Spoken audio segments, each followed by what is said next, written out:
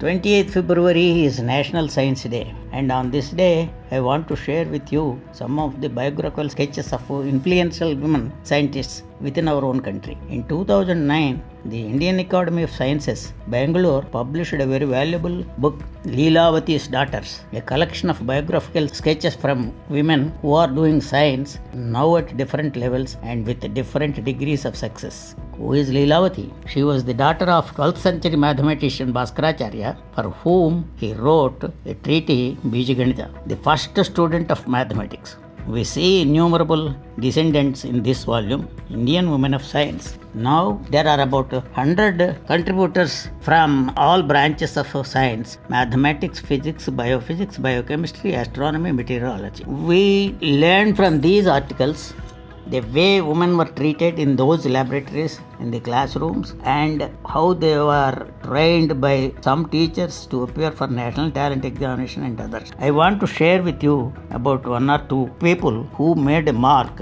working with C.V. Raman sir. One is Annamani. Her student wrote this article about Annamani. Annamani was born in 1913 in a prosperous family in the state of Travancore. All the boys were trained for higher levels of career and daughters were primed for marriage. Money would have none of it. She read almost all books, both in Malayalam and English, by the time she was 8. On 8th birthday, she was offered a set of diamond earrings as a gift, which she refused. Instead, she opted for a set of Encyclopedia of Britannica. This world of books opened her a new idea of social justice. In 1925, there was a Satyagraha organized by Mahatma Gandhi for the entry of Dalits into temples. Annamani became increasingly drawn to freedom movement. She pursued her studies and enrolled in honors program in physics in the Presidency College of Madras. In 1940, a year after finishing the college, she got a scholarship to do research at the Indian Institute of Science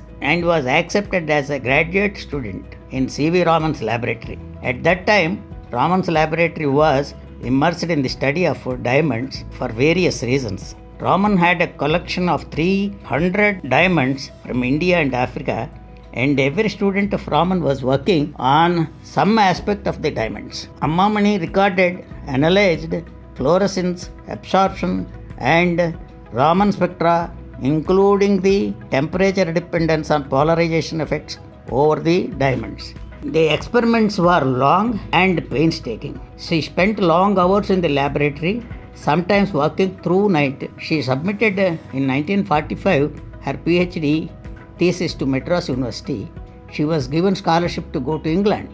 However, she was not given PhD on the plea that she did not have MSc degree. Even today, her completed PhD dissertation remaining in the library of Raman Research Institute, she bore no grudge. She left for England again and ended up in specializing in meteorology and meteorological instruments. She joined Indian Meteorological Department, Pune in 1948 and published a number of papers and retired as a Deputy Director General of Indian Meteorological Institute and made light of her difficulties and discrimination she encountered as a woman scientist. Now another one, Kamala Sohni, as told by Vasumati Dhruv. Kamala Bhagavat was the daughter of Narayan Bhagavat, engineer.